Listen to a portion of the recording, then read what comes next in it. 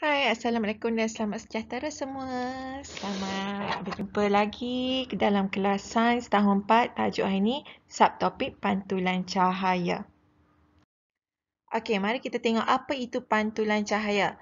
Pantulan cahaya berlaku apabila sinar cahaya jatuh pada permukaan objek legap atau lut cahaya lalu melantun balik dari permukaan tersebut. Maksud dia kat sini apabila sinar cahaya terkena permukaan legap tu apa? Objek legap tu apa? Objek yang tidak membenarkan cahaya melaluinya atau objek lut cahaya, objek yang membenarkan cahaya separuh saja melaluinya akan melantun semula dari permukaan tersebut. Sebagai contoh untuk awak faham, sebiji bola tenis melantun balik dari lantai menunjukkan macam mana pantulan cahaya ini berlaku. Okey. Pantulan cahaya membolehkan kita melihat objek di sekeliling kita. Kalau tak ada konsep pantulan cahaya ni, susahlah kita nak melihat objek-objek di sekeliling kita. Okey. Apabila melihat cermin, kita dapat melihat imej kita terbentuk pada cermin. Fenomena ini dinamakan pantulan cahaya. Untuk paling senang sekali, macam mana kita boleh tengok diri kita dekat cermin tu adalah contoh berlakunya pantulan cahaya. Cahaya yang menyinari kita sebenarnya dipantulkan ke arah cermin. Dan cermin itu pula memantulkan balik imej kita ke arah mata. Okay, sinar cahaya yang kena kita tu terkena permukaan cermin, terbentuklah imej kita dekat cermin, kemudian sinar tu akan dipantulkan balik ke mata kita untuk jadi kita bolehlah tengok imej kita dekat cermin.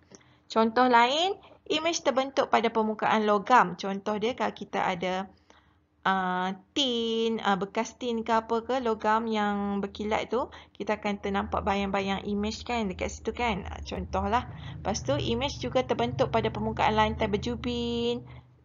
Okey, nampak tak? Sini macam ada imej ni, ada gambar-gambar ni. Sini adalah contoh konsep pantulan cahaya. Ni macam mana rusa ni nampak dekat air tu. Imej terbentuk pada permukaan air. Itu adalah contoh konsep pantulan cahaya.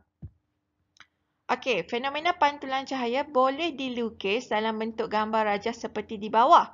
Cahaya yang menuju ke arah cermin dipanggil sinar tuju. Okey, cahaya yang menuju ke arah cermin, cahaya daripada lampu suluh ni kita panggil sinar tuju. Dan cahaya yang dipantulkan balik ni dari arah cermin itu kita panggil sinar pantulan.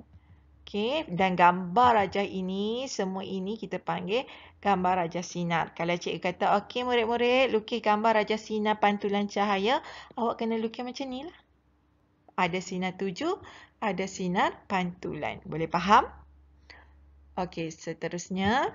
Okey, mari sekarang kita tengok kegunaan pantulan cahaya. Pantulan cahaya memainkan peranan yang penting dalam kehidupan manusia.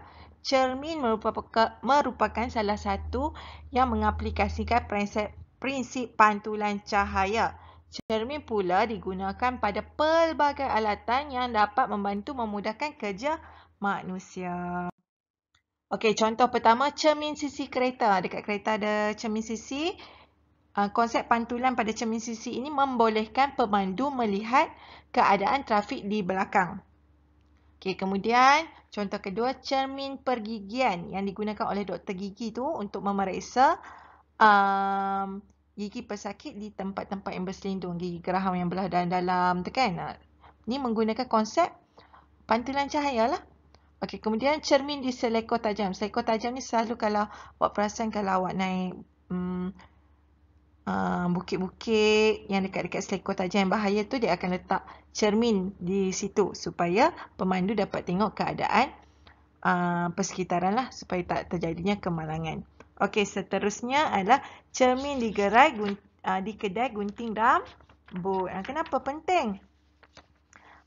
Tengok tu supaya pelanggan dapat tengoklah rambut mereka di bahagian belakang yang telah digunting tu kan. Sekali tak cantik pula, awak marah pula. Kemudian cermin di kedai kasut. Tengok pelanggan di kedai kasut boleh melihat imej kasut yang dipakai melalui cermin yang diletakkan pada bahagian bawah. Okey, contoh lain adalah periskop. Periskop ni selalunya dalam kapal selam dibentuk dengan dua keping cermin digunakan untuk melihat objek yang terhalang daripada pandangan mata.